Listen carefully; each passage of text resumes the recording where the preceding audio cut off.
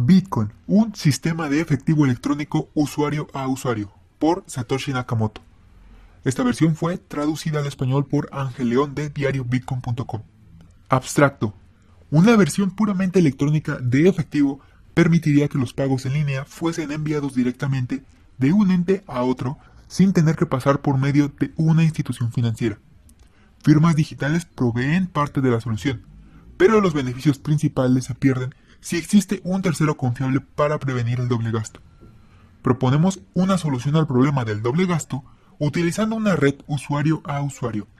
La red coloca estampas de tiempo a las transacciones al crear un hash de las mismas en una cadena continua de pruebas de trabajo, basadas en hashes, formando un registro que no puede ser cambiado sin volver a recrear la prueba de trabajo.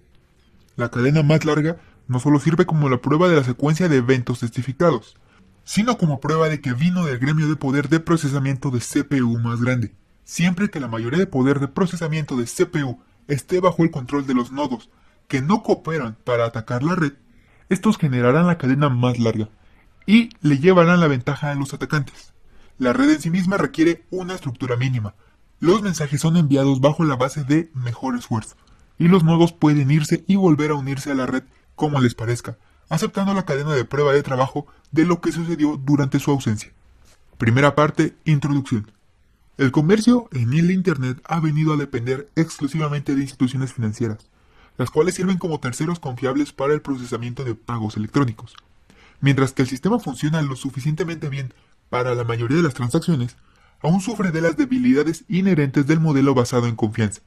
Transacciones completamente no revertibles no son realmente posibles, dado que las instituciones financieras no pueden evitar mediar disputas. El costo de la mediación incrementa costos de transacción, limitando el tamaño mínimo práctico por transacción y eliminando la posibilidad de pequeñas transacciones casuales. Y hay un costo más amplio en la pérdida de la habilidad de hacer pagos no reversibles por servicios no reversibles. Con la posibilidad de revertir, la necesidad de confianza se expande.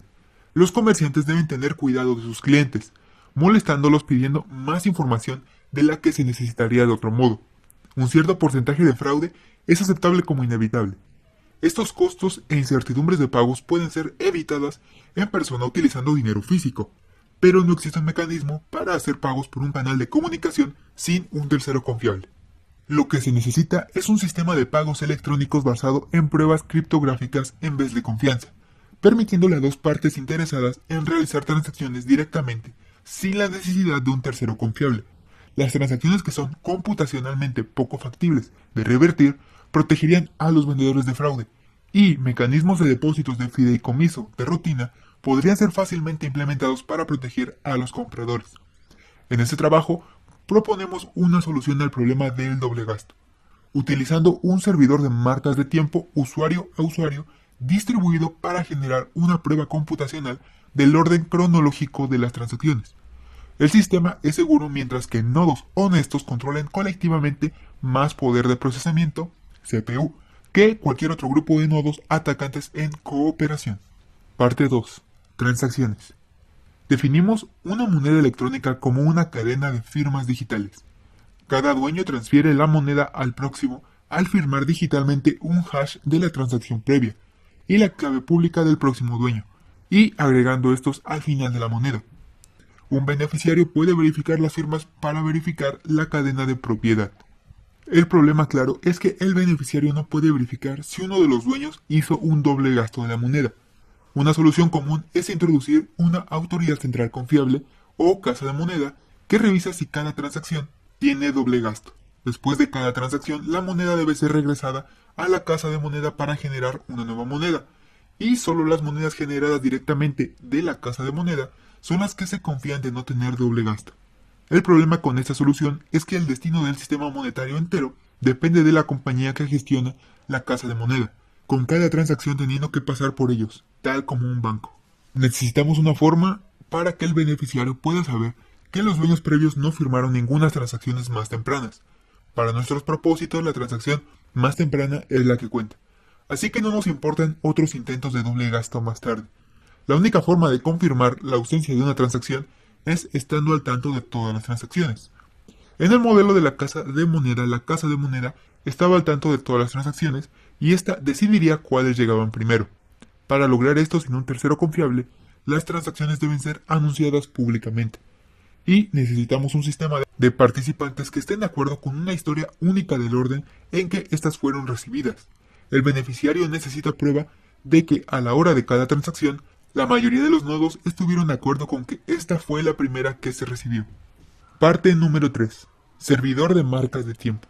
La solución que proponemos comienza con un servidor de marcas de tiempo. Un servidor de marcas de tiempo funciona al tomar un hash de un bloque de elementos a ser fechados y publicado ampliamente el hash, tal como en un periódico o en una publicación Usenet. La marca de tiempo prueba que la data debe haber existido en el tiempo, obviamente para meterse dentro del hash. Cada marca de tiempo incluye la marca de tiempo previa a su hash, formando una cadena, con cada marca de tiempo adicional reforzando las anteriores a esa. Parte número 4. Prueba del trabajo. Para implementar un servidor de marcas de tiempo en una base usuario-usuario, necesitaremos utilizar un sistema de prueba de trabajo, similar al Hashcash de Adam Back, en vez de un periódico o una publicación en Usenet. La prueba de trabajo envuelve la exploración de un valor que, al calcular un hash, tal como SHA-256, el hash empiece con un número de bits en 0. El trabajo promedio requerido es exponencial en el número de bits puestos en 0 requeridos, y puede ser verificado ejecutando un solo hash. Para nuestra red de marcas de tiempo, implementamos la prueba de trabajo incrementando un nonce en el bloque hasta que un valor sea encontrado que dé el número requerido de bits en 0 para el hash del bloque. Una vez que el esfuerzo de CPU se ha gastado para satisfacer la prueba de trabajo, el bloque no puede ser cambiado sin rehacer todo el trabajo. A medida que más bloques son encadenados después de este, el trabajo para cambiar el bloque incluirá rehacer todos los bloques después de este. La prueba de trabajo también resuelve el problema de determinar la representación en cuanto a decisión por mayoría. Si la mayoría fuese basada en un voto por dirección IP, podría ser subvertida por alguien capaz de asignar muchos IPs. Prueba de trabajo es esencialmente un CPU, un voto. La decisión de la mayoría es representada por la cadena más larga, la cual tiene la prueba de trabajo de mayor esfuerzo invertido en ella. Si la mayoría del poder de CPU es controlada por nodos honestos, la cadena honesta crecerá más rápido y pasará a cualquier cadena que esté compitiendo. Para modificar un bloque en el pasado, un atacante tendría que rehacer la prueba de trabajo del bloque y de todos los bloques después, y luego alcanzar y pasar el trabajo de los nodos honestos. Luego demostraremos que la probabilidad de un atacante más lento de alcanzar disminuye exponencialmente a medida que los bloques subsecuentes son añadidos. Para compensar por el incremento de velocidad de hardware y el interés variante de correr nodos en el tiempo, la dificultad de la prueba de trabajo es determinada por una media móvil dirigida a un número promedio de bloques por hora. Si estos se generan muy rápido, la dificultad incrementa. Parte número 5. La red. Los pasos para gestionar la red son como sigue. Inciso número 1. Transacciones nuevas son emitidas a todos los nodos. Inciso número 2. Cada nodo recolecta nuevas transacciones en un bloque. Inciso número 3. Cada nodo trabaja en encontrar una prueba de trabajo difícil para su bloque. Inciso número 4. Cuando un nodo encuentra una prueba de trabajo, emite el bloque a todos los nodos. Inciso número 5. Los nodos aceptan el bloque si todas las transacciones en el bloque son válidas y no se han gastado ya. Inciso número 6. Los nodos expresan su aceptación del bloque al trabajar en crear el próximo bloque en la cadena, utilizando el hash del bloque aceptado como el hash previo. Los nodos siempre consideran la cadena más larga como la correcta y empiezan a trabajar en extenderla. Si dos nodos emiten versiones diferentes del próximo bloque simultáneamente, algunos nodos puede que reciban uno o el otro primero. En este caso trabajan en el primero que reciban, pero guardan la otra rama en caso de que ésta se vuelva la más larga. El empate se rompe cuando la próxima prueba de trabajo es encontrada y una rama se vuelve más larga. Los nodos que estaban trabajando en la otra rama luego se cambian a la más larga. Las emisiones de nuevas transacciones no necesariamente necesitan llegar a todos los nodos. Tanto estas lleguen a muchos nodos, entrarán a un bloque antes de que pase mucho tiempo. Las emisiones de bloques también son tolerantes a mensajes perdidos. Si un nodo no recibe un bloque, lo va a pedir cuando reciba el próximo bloque, y se dé cuenta de que se perdió uno. Parte número 6. Incentivo. Por convención, la primera transacción en el bloque es una transacción especial que comienza una moneda nueva cuyo dueño es el creador del bloque. Esto agrega un incentivo para que los nodos apoyen la red y provee una forma inicial de distribuir monedas en circulación, dado que no hay una autoridad para crearlas. Esta adición estable de una cantidad constante de monedas nuevas es análoga a mineros de oro gastando recursos para agregar oro a la circulación. En nuestro caso, es el tiempo del CPU y la electricidad que se gasta. El incentivo también puede ser fundado con costos de transacción. Si el valor de salida de una transacción es menor que la entrada, la diferencia es una tarifa de transacción que se le añade al valor de incentivo del bloque que contiene la transacción. Una vez que un número predeterminado de monedas han entrado en circulación, el incentivo puede transicionar enteramente a tarifas de transacción y ser completamente libre de inflación. El incentivo puede ayudar a animar a los nodos a mantenerse honestos. Si un atacante egoísta es capaz de reunir más potencia del CPU que todos los nodos honestos, este tendría que elegir entre utilizarla para defraudar a la gente, robando sus pagos de vuelta, o en utilizarla para generar nuevas monedas. Debería encontrar más rentable jugar por las reglas que lo favorezcan a él con más monedas, antes que a todos combinados, que socavar el sistema y la validez de su propia riqueza. Parte número 7. Reclamando espacio en disco. Una vez que la última transacción en una moneda es enterrada bajo suficientes bloques, las transacciones gastadas antes de estas pueden ser descartadas para ahorrar espacio en el disco. Para facilitar esto sin romper el hash de bloque, las transacciones se comprueban en un árbol Merkle, con la única raíz incluida en el hash del bloque. Los bloques viejos pueden ser compactados al sacar ramas del árbol. Los hashes interiores no necesitan ser guardados. La cabecera de un bloque sin transacciones sería de unos 80 bytes.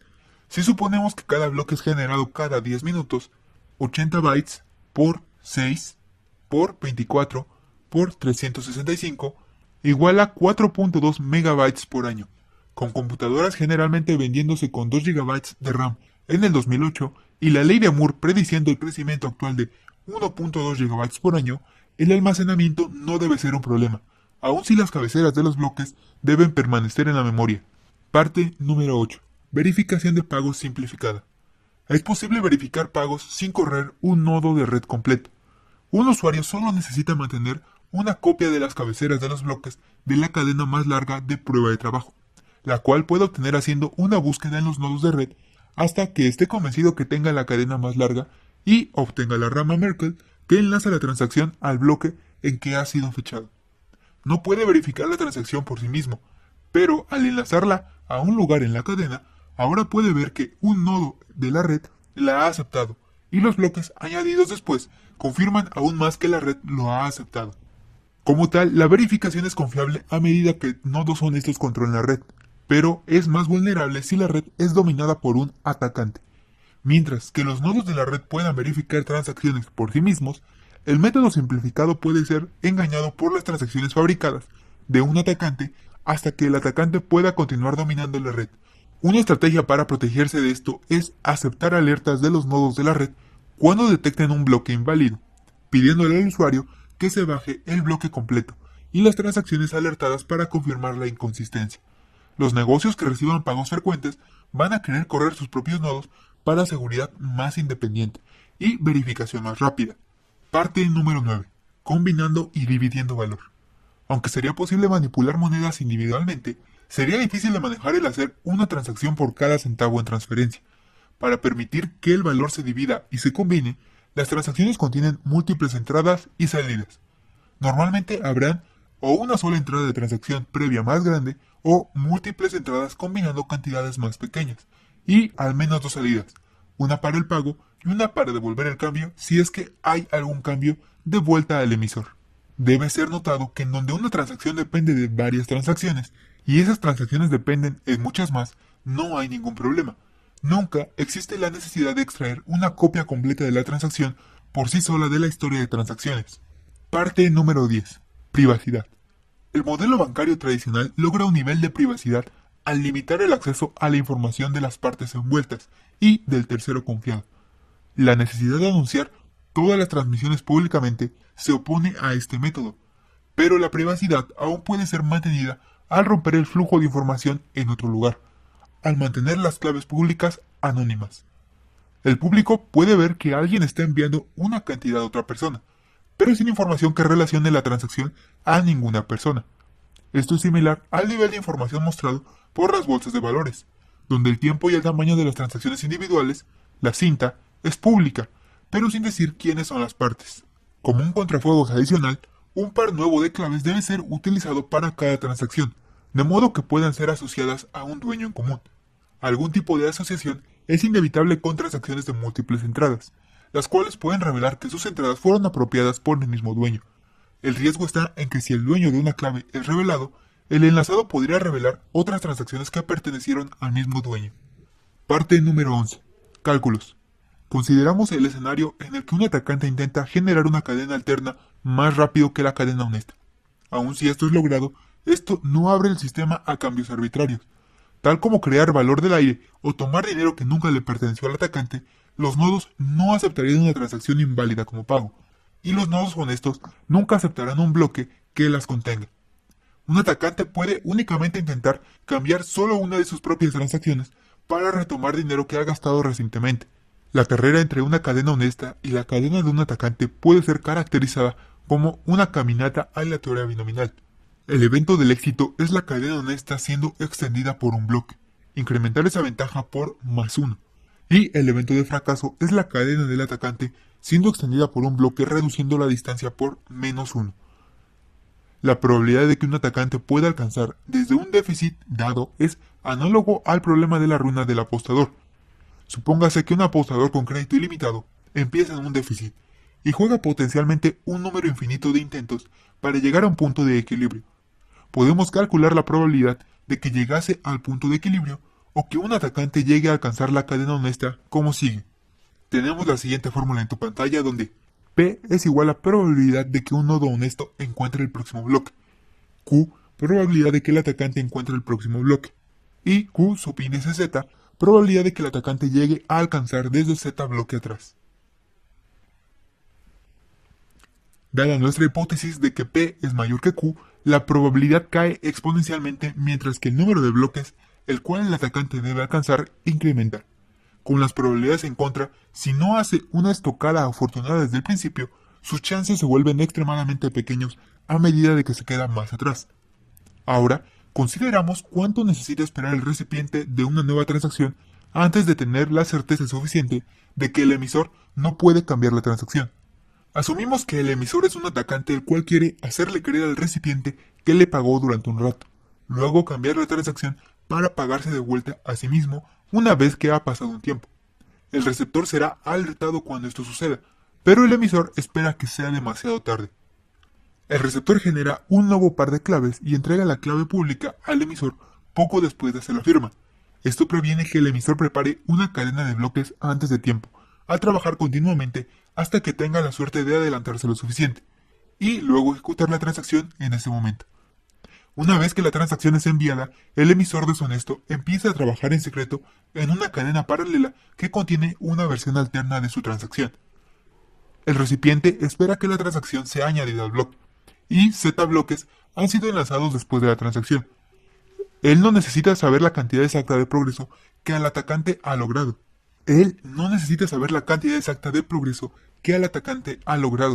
Pero asumiendo que los bloques honestos se tardaron el promedio esperado por bloque, el progreso potencial del atacante será una distribución de Poisson con un valor esperado.